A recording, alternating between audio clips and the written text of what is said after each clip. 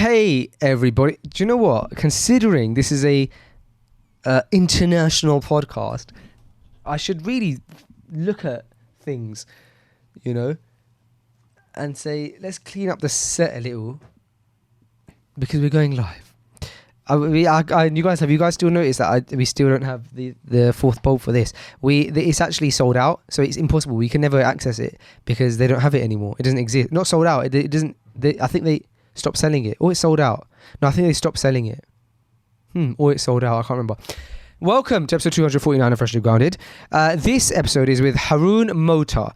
Now, before we go into the episode, just want to say, if you love Freshly Grounded, and you should, have a think about maybe supporting us on Patreon.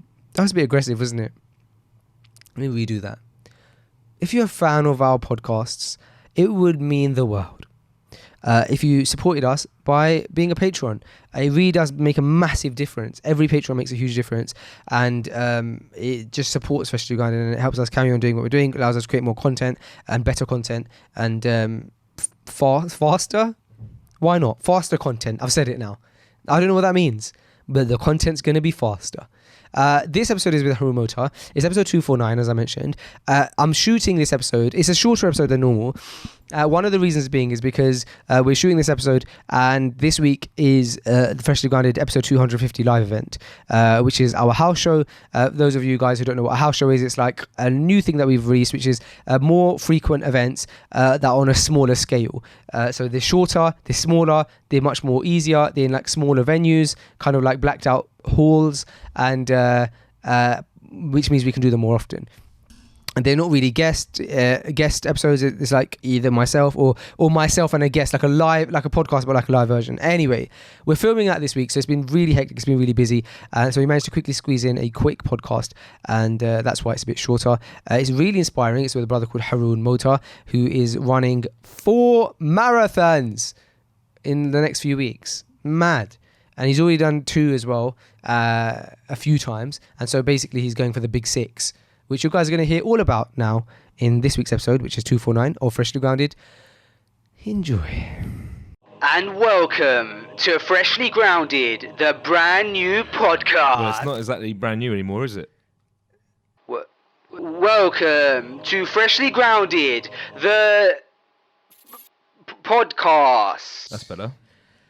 Created by best friends Faisal and Sam. Huh? I said welcome to Freshly Grounded. After that bit. Created by After that bit. best friends Faisal and Sam. Really? Haroon, I don't want to offend, so how do I pronounce your last name? Because in Punjabi, it means fat.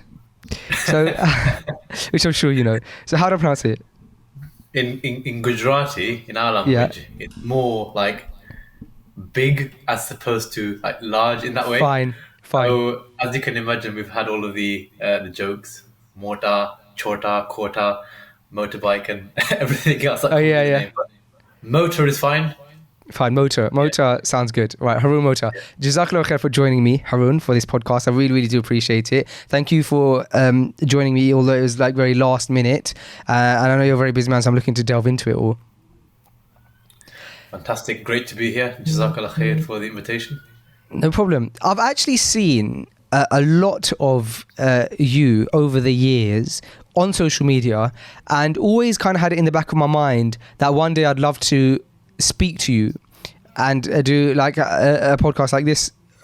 Perhaps in the future we could do it kind of across the table in the same room, but I have always thought about that, and I don't know why. I think sometimes people just stick out, right? Like you constantly see them here, there and everywhere, and I think a few of the reasons were I speak every now and again with Guz, and I know that he knows you.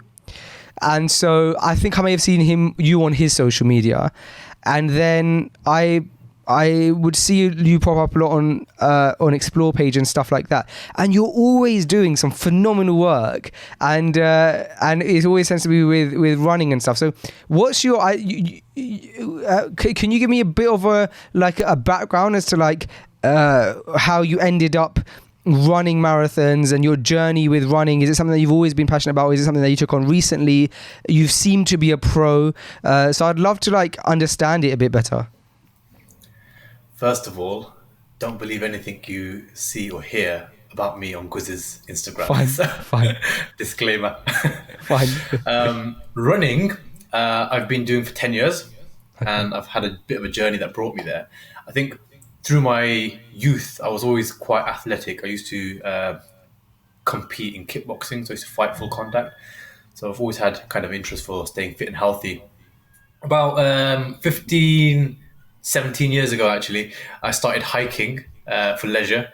So I love the outdoors, love mountaineering, got involved in sort of charitable ventures and fundraising, hiked to Everest Base Camp, and fell in love with the outdoors, which is very much what I still do now. Marathon running was never, ever on my bucket list and wasn't anything that I actually had an interest for. I mean, why do people run, man? It's boring. Well, I thought anyway. I started working at UCLH Hospital in London in 2011, just before the 2012 Olympics. And I used to commute from Coventry to London every day to work on the Teenage Cancer Ward there. And the Teenage Cancer Trust were recruiting for the 2012 London Marathon that year. And I Okay. thought, I've done lots of fundraising, climbed lots of mountains. Why don't I tick marathon off the bucket list just for the sake of doing it? And my wife was like, "Oh, you can't run a marathon, 26 miles." And I thought, "I know I can't, but let's just give it a go." And so I signed up in the spirit of the Olympics. And you know what? Like that marathon in that year, 2012, it was so horribly painful and difficult. I underestimated the distance, and I told myself I'd never run again. It was just that painful. I remember getting to mile 18 or 19 and just suffering with so much cramp. And yeah, the next 7, 8 miles were just a blur. And yeah, crossed the finish line. I was a little bit happy and relieved. Told myself I'd never run again. And subhanallah, the following year, my father passed away in a car accident. Subhanallah. And yeah, it just turned my life upside down. A lot of grief, and I put on my running shoes just to kind of help deal with the grief at first. And then I just felt a bit compelled to keep the running shoes on and run for good causes in his memory, Sadaqah Jariyah. And I thought, this is a great way to honor my father's soul. So, run for good causes myself, but also try to inspire other people to take up running for the benefit of well-being, mental health, and also just to try and inspire people to run for good causes for charity. And alhamdulillah, I've been doing that ever since. And then about 6 years ago, I joined a charity working full time in fundraising, and now I do this professionally. I guess my job doesn't require me to run marathons, but if I'm trying to encourage other people to do it, I guess it makes sense for me to lead by example. You hear a lot from people who are dealing with grief, especially like losing loved ones, that applying yourself like 100% into something creative or physically kind of demanding is what helps manage those things. Even if you were to not look at grief and you look at things like depression, and you hear when people go through like divorce, that the recommendation tends to be to throw yourself into something like that. How was that experience? Did you find that you were so busy being like physically in pain because of the running that it kind of helped you deal with the loss? I think distraction definitely helps, but at the same time, you can't be so distracted that you can't address your feelings and thoughts. For me, I think running gave me a form of therapy whereby I get that distraction and I can put my mind towards a purpose, something a bit more meaningful. But at the same time, running can be very lonely, so it provokes thought and it forces you to think and reflect and contemplate. And I think that very much helped me. It helped me overcome very difficult times. I mean, it's been nearly 8 years now, and it still feels like yesterday. And often when I'm out training and running, when I kind of remember my father, it does kind of give me a boost of sort of emotion. Sometimes I cry whilst I'm running just because I just remember the grief that I went through and the loss I experienced so suddenly. But that only motivates me, inspires me to do more. when I ran that marathon in 2012, like my father was there, and that's the only one marathon memory that I have of my Wow. father. And I thought he and the rest of my family didn't turn up to London. I was speaking about, you know, how horribly painful it was, and one of the reasons was that I lost all motivation throughout that race. I was expecting to see my family at mile 18, Canary Wharf, and sometimes when you need that boost, just to see something to give you that energy, I didn't see it, and I thought, bloody hell, the family haven't turned up, and like, why am I doing this for? And I felt like that for the last 6 miles, just dragging myself through. But then at mile 25, outside St James's Park, I just see my dad there, like, waving with a massive smile.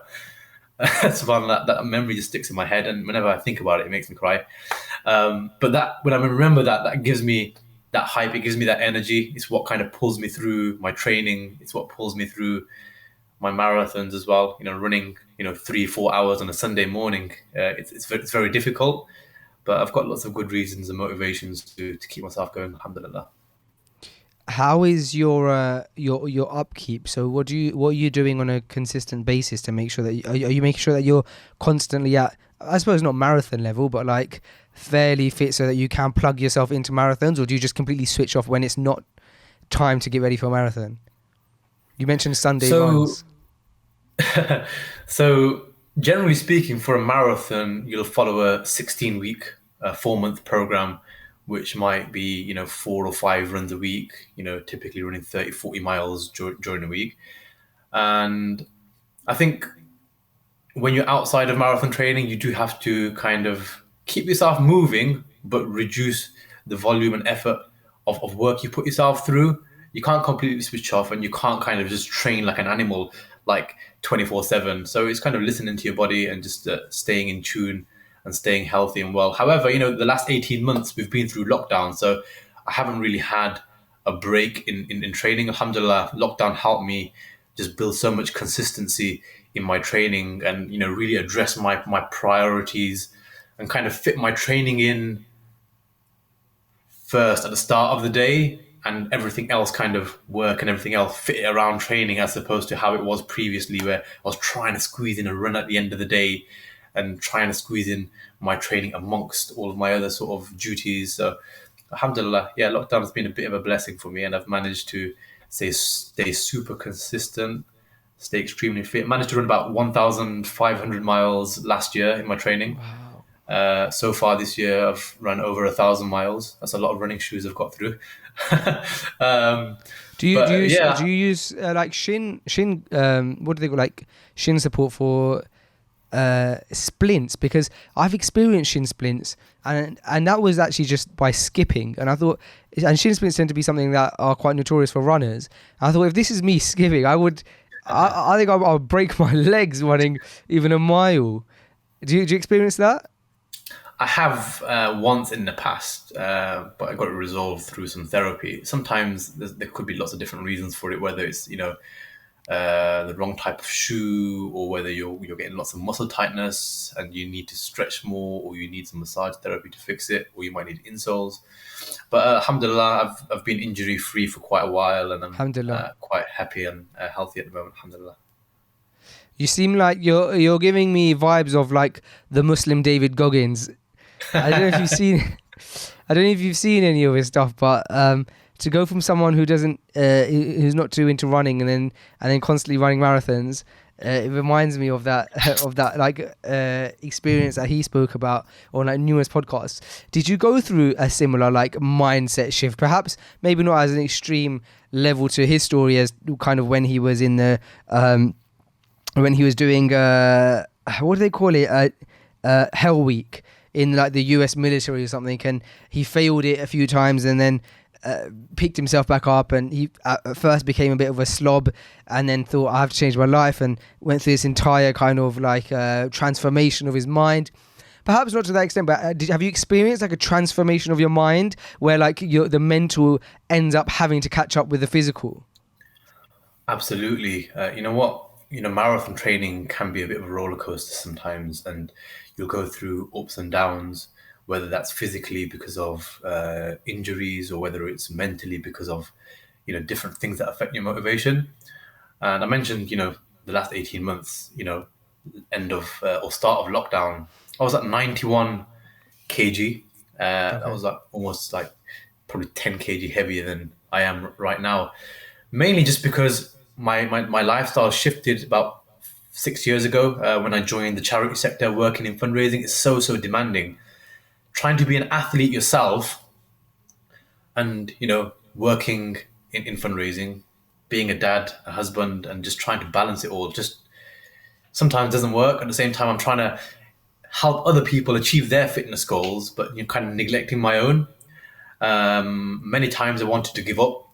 Many times I felt like this wasn't for me. Why am I marathon running? Yes, you run for causes, and sometimes you run for Syria, for Palestine, and you run for water wells in Africa, and that's all great. But sometimes you still question yourself. Why am I doing this? It's Sunday morning, and I need to run 15 miles, and you're 5 kg overweight, and even running 2-3 miles just feels horrible. It's painful, but you're doing it because of the pressure you put on yourself, or because of the social media pressures. You're who you are, and you're labeled as the Muslim marathon man, and sometimes that pressure kind of isn't healthy. So I've had times where I've had to really question myself, or I've even told myself I'm going to stop. But deep down, I have purpose and I have different motivations and reasons for doing what I do. And I think I got fed up towards the end of 2019 and just come back from climbing Kilimanjaro and hiking in Peru. And I thought, As you do. my running, my running just wasn't kind of getting anywhere. And I was reflecting so much. And I thought, what I need to do? I need to put myself first.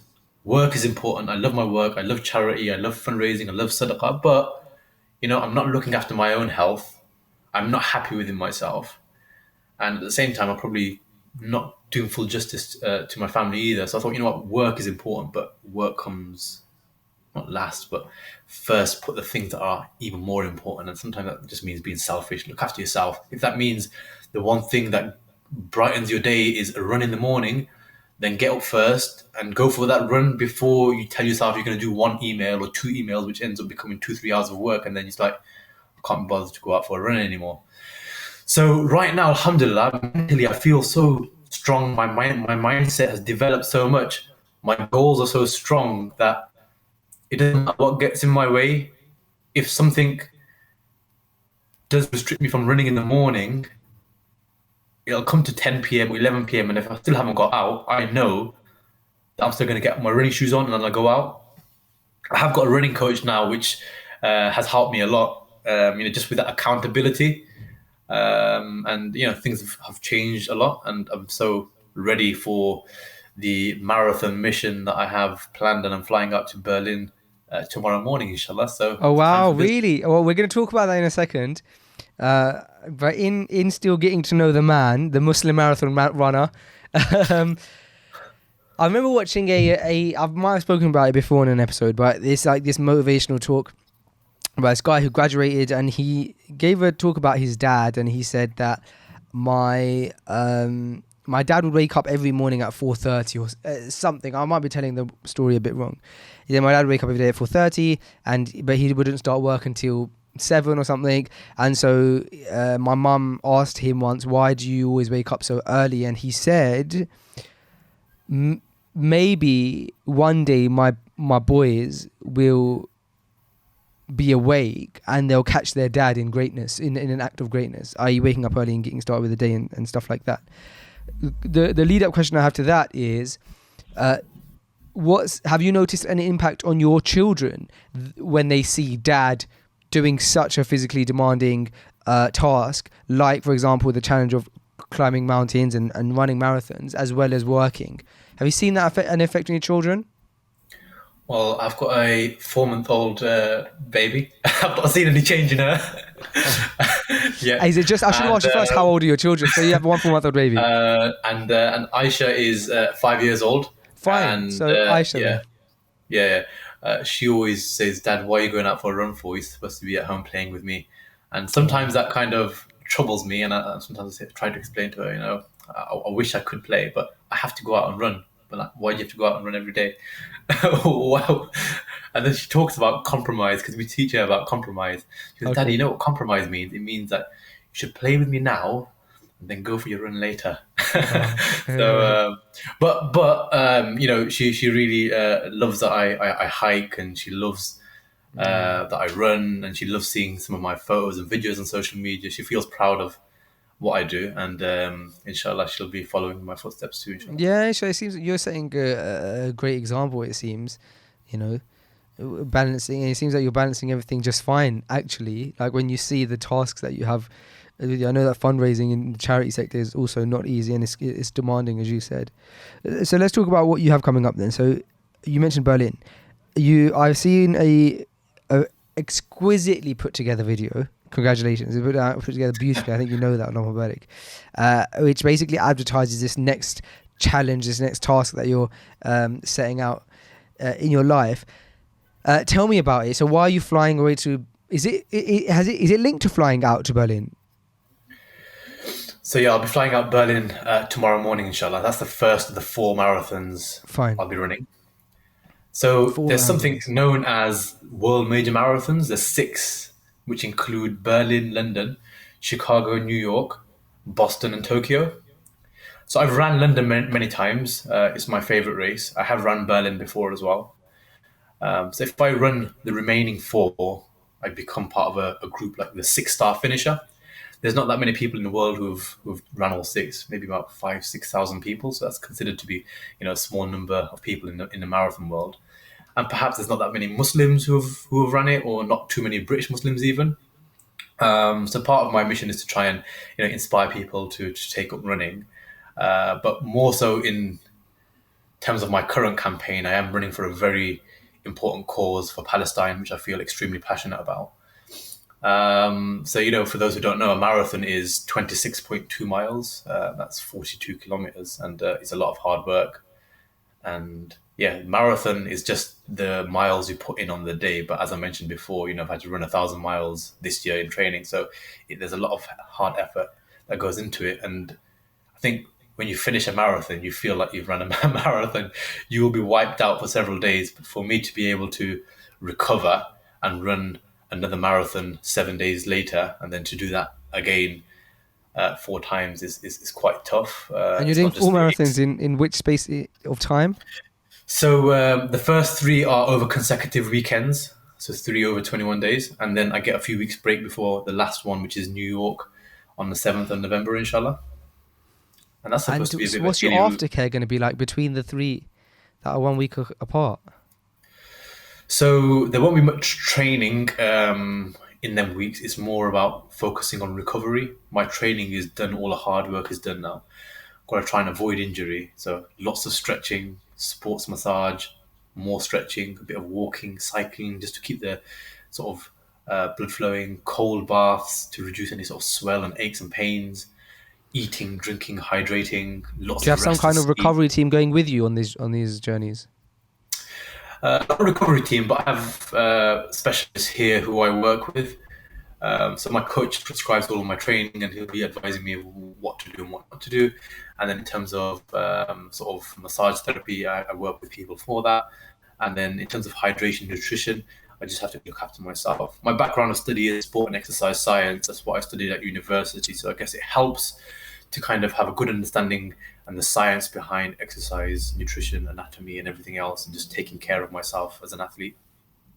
Now, when you're training for a marathon, are you training for speed or for like getting through it? I know what I would be training for, but how does that work for you? Are you a man who's conscious of his time and wanting to complete it kind of faster? Absolutely. You know, pushing myself to my limits is important, and that's one of the motivations that keeps me working hard. And at the same time, it's important just to finish and be sensible, not run so hard that you get gassed out at mile 13. So typically in my week, you know, I might have a couple of speed sessions. So these are like interval training where you'll have like a 2-mile warm up, and then, you know, like 25 lots of like 200-meter hard sort of efforts, and then a cool down of a couple of miles. or you have other type of interval block training. So that's working your speed. Of course, you want to get more economical over the distance. And if you want to run a particular time, then you have to train speed and not just strength and endurance. So my Sunday run, for example, is all about building time on my feet. And I'm not focusing on speed on this session. It's about going out and just plodding and jogging for, 3 hours, 4 hours, or whatever it is that I have planned in for that day. So my goal for Berlin on Sunday is, inshallah, to run sub 4 hours. So that's, for me, it's been my goal for a long time. I actually What's aimed been your for best so far? I ran 4 I'm hours sure you asked a 24. lot. I ran 4 hours 24 in 2015. That's And amazing. I was aiming for sub 4 hours that year. I'm not a very fast runner, but I do get myself over the line. But that was 6 years ago, and I've not had a PB, so I've not had a personal best in over 6 years. And that tells you a bit about the journey I've been on. I spoke about, wanting to quit and not enjoying it.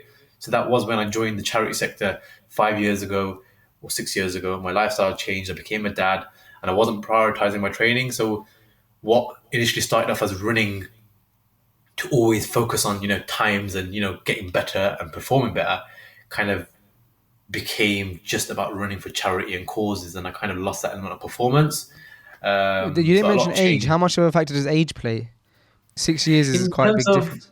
in terms of endurance running, not much, to be honest, because they say Really? as you get older, your running economy improves Okay. with age, and you can see some of the, elite endurance runners, people like Mo Farah and the other guys. They're not young guys, and they might be in their 30s, mid 30s. So I guess I'm at a good place. But of course, with age, physically, you do change. Your lifestyle changes, maybe your metabolism changes. So it is important to look after yourself. One thing that I struggle on is diet, man. I just eat so much rubbish. People think, What's oh your yeah, diet like? Haroon. People say, Haroon, you're the marathon man. Give us diet advice. I'm saying, I'm not the person to give you diet advice, because I make excuses because I run so much. And you know what? A Sunday long run probably burns 3,000-4,000 calories. So it's like, you know what? Bring on the food and eat anything. Yeah, but that is true. Though. How many calories do you have to on a day when you're running, or like let's say for example this week, that this month that's coming up where you're doing 3 marathons, on average day, how many calories are you consuming? To be honest, I don't really calorie count. For me, it's so important to just make sure I'm adequately fueled and adequately hydrated for training and for races. So I don't really calorie count. I just make sure I go based on impulse and feel, kind of. But you must have If to I'm eat a lot more training than and I'm like somebody who's not physically active. Oh yeah, absolutely. Otherwise, I will just lose lots of weight, and sometimes that helps you in training. But at the same time, you need to stay physically strong. For me, priority is just making sure I've got enough carbohydrates to fuel my training, and also to fuel my races. So the carbs are starting today, because they call it carb loading. So today, tomorrow, Saturday, I'll just primarily be eating carbs. And what that will do is for Sunday, to run 26 miles, I've got enough energy storage in my muscles and in my blood to get me through that distance. And of course, during the run, you're topping up on hydration and topping up on fuel just to get yourself through the distance. What's your go-to post-marathon meal?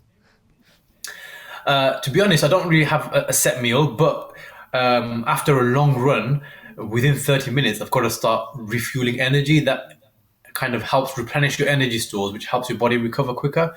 If I am kind of running and finishing at home, normally I'd ask my wife to make a nice pasta meal or rice with potatoes and some protein in through chicken or meat. So nothing particular. It's just as long as I'm getting my energy stores replenished, I will take on kind of recovery shakes, which are designed to give you all of the blend of carbohydrates, proteins, and nutrients to help your body recover. So I'll have like a mix ready post race or post long run to help with that. But I do love a pizza, and that's a nice treat sometimes after a race. Who doesn't love a pizza? So how can people follow your marathon journey over these next few weeks then? And then subsequently, how can they support it? Will you just be updating it on social media, or is it actually a way of watching it? It is primarily just through my social media channels. So that's on Instagram, Facebook, Twitter, TikTok, LinkedIn. I'm kind of trying to put myself everywhere just so I can reach audiences, different audiences, and be everywhere. Snapchat. So if you search my name, Haroon Mota, I'm sure I'll probably be linked in this feed here somewhere. Yeah. And I'm using the hashtag running for Palestine. So running the number 4 Palestine. To search that hashtag, feel free to use it to give us encouragement and to raise awareness of my cause. If you find us on social media, you'll find a link to my fundraising page. I'm trying to fundraise £50,000 for humanitarian relief in Palestine. And I guess we don't need to remind ourselves, how important this cause is. We hear about it, we see it on the news, especially this year with the amount of conflict that has gone on out there. And I've traveled to Palestine several times, so it just makes the cause so much more real. It's not just what you see on the news or what you hear in the papers. It's actually people who you've met, people's lives who are impacted, and it's decades of oppression. Does that motivate you during the run? Do you remind yourself of why you're doing it, and think about the causes specifically? Absolutely. When I'm training, when I'm running through a race, I kind of try and give myself blocks of sort of reason, blocks of why, and sometimes it's dad, sometimes it's my cause, sometimes it's my fitness, sometimes it's my family, and the cause is one thing which will be prevalent throughout my run. So you're getting a bit of a niggling pain, or you're getting that discomfort, and you just question yourself. The doubts are coming in, the whispers are coming in, and slow down, or try and stop here, and you've got to think, no, I've got to keep on going. I'm doing it for Palestine. I'm running for Gaza. I'm running for those people who are suffering decades of oppression and the struggles that they face on a daily basis. I've only got another 10, 15 miles to go, and then I can put my feet up. But what people suffer in Palestine is horrible. It's horrific. And I'm hoping that the donations that are raised will How much of go the a long way. 50,000 have you raised so far? I've raised just over £11,000. Amazing. However, notably, these marathons were supposed to happen last year. Even though the marathons got cancelled, my goal was just £25,000 last year. Despite the marathons being cancelled, I still raised over £50,000 last year by running virtually. But what I did this year was I renewed my pledge, and I thought, for the new year, I've raised the money, but let's raise again for Palestine, because I was fundraising for emergency response project last time. So it's a big target, and there's no failure. Whether I reach it or not is not important in this aspect. It's more raising awareness and raising as much money as possible, having a go. I always like to set myself, big targets. It keeps myself busy, it keeps myself on my toes, and inshallah, inspire people to, get out of their comfort zones and do good things for good causes at the same time. May I not make it easy for you? I'm sure you'll reach your target. It's amazing that you've already reached it once and you're going for a second time. I'll make sure we put the link in the description for that as well. So anybody who wants to support Haroon, please do so. What is your advice to people who want to begin the journey of a lifelong quest to run marathons, yet are kind of at step 0? They haven't begun, and they haven't started getting their fitness up. How does one even begin? What does 0 to 1 look like? First of all, think about why you want to do it. Build up a number of reasons. If that means writing things down just to remind yourself the different reasons to do it, these are going to be the things that push you, and you don't want to get outside. But the key is being realistic. Take small steps. Don't worry too much about speed. Don't worry about distance. Just put on some shoes, get outside, jog. And it doesn't matter if you stop running after 5 minutes and you have to walk. That's fine. Just walk, jog.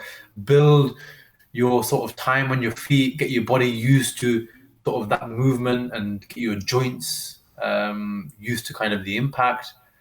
And try and find a way to enjoy it. Sometimes you might not enjoy it in the beginning. That's normal. The first time you try something new, your body will hurt, but you will reap the benefits afterwards. When you start enjoying it, think about whether you want to sign up to a 5K race or go to your local park run. Find a community of people that enjoy running or might share your hobby. Sometimes having a running buddy can really help. Joining Strava, for example, is an online app where you can share your activities, and people will comment and give you kudos. And sometimes that accountability That can be used for really helps. cycling as well, can it? Because I think I've seen somebody use that for cycling before. All fitness activities, primarily running, cycling, walking, hiking, but it's great. There's a community of people that use Strava, and it's great for your accountability when people give you tips and advice. Or maybe you've chosen not to go out today, but you look on Strava and so has been out. They've done 10 miles today and it's only 9 a.m. You think, oh God, you know what? I'll get off my backside or I'll get out of my bed and I'll go out for a run. And that's helped me many times in the past when I've had difficulties with motivation. So I think the key message is, don't discount or discredit yourself. Running is for everybody. You don't need to be an athlete to have a go, and it's free. You just get outside and that's true. Enjoy the fresh air. I always hear people say that as an advantage. It's very true. You can make all the excuses in the world, but it just takes putting on some shoes and going, really, doesn't it? Sometimes. So, I'm not a runner, and I fear running, to be honest. Just it seems so physically grueling that I can't convince myself that it's something that I would want to do. But I have heard many people speak about the advantages of it, and perhaps one day I'll get myself out of my comfort zone and actually give it a try. Perhaps not a marathon, but I think running even a little would be my 0 to 1, and then who knows what I can do perhaps some years down the line. I'm gonna come and knock on your door someday, and we're gonna go out maybe. for a little 5. I definitely need your assistance. I wouldn't be doing it without you. I know the man to come to now for it. So, Haroon, I know it. Go ahead. I was gonna say one of the great things about just running is that you get to eat whatever you want. That's true, and that sounds amazing because otherwise it's so difficult to be disciplined with keeping things small within. I remember hearing years ago, I think it was the 2012 Olympics, that Michael Phelps consumes 12,000 calories a day or something, and wow. The guy is just absolutely chiseled down, and you think that's not a bad gig, is it? I have a friend of mine who's a professional athlete, and he, after one of his matches, I picked him up and he was just he's I need sugar, I'm completely drained. And he was just shoving so much down his throat. And I was thinking to myself, and this guy's an elite athlete. I was thinking, that is not bad. If I had all of that stuff that he's eating right now, it would show on me in the next morning. But there is that one fairly large advantage. Absolutely. I mean, for many people who, might be, looking for a reason or looking for a bit of purpose, motivation, I do run a page, the Muslim Runners on Instagram. Okay. People can check it out and just find inspiration. Normal, ordinary people getting out and running. And sometimes that sense of community can really help. And likewise, there's a Muslim cyclist, a Muslim hikers Instagram page. These are great for community and just finding people that you can relate to who are doing great things outdoors. And it will give a lot of motivation. I set up these pages during lockdown last year just to try and address sort of loneliness and isolation, to encourage people to exercise and get outside. And these communities continue to grow, and lots of people have benefited from them. Amazing, thank you so much. And like I say, I apologize for it being a short one, but I think it's been nice and action packed and with loads of information and loads of inspiration. I think lots of people will get up after this podcast and perhaps consider a run. I know someone on our own team, Zach Bendif, is a keen runner and also a keen fundraiser for charity. So I think if anybody's going to be trying to motivate us to do some more running in this office, it's going to be Zach, and he's going to love the fact that we had you on the podcast to speak about it more in depth. And so I'm very much so looking forward to him hearing it, as well as all the rest of our audience. Thank you so much, Harun, for your words of inspiration, and also all the best, inshallah. May Allah make it easy for you, the marathons that you are, and for your flight tomorrow, and everything's just going to be going crazy from now. So I'm really glad that we got to have a chat with you before then, and we're going to put the link for your fundraising in the description, as well as the link for your social media channels and stuff. Just throw that all over to me in an email so I can make sure I don't get it wrong. But otherwise, thank you so much for your time. It's been short, but it's been really impactful. Thank you so much. Fantastic. Thank you for having me. Take care, Harun, and Jazakallah khair for everyone listening. I hope this has motivated you, and it has me to get up and go for one, or at least attempt it. We'll see you guys, inshallah, on next week's episode, which will be the episode 250 special, which will be the live episode that we would have by now either filmed or will be filming as you guys are listening to this. So thank you very much. See you then. Assalamu alaikum.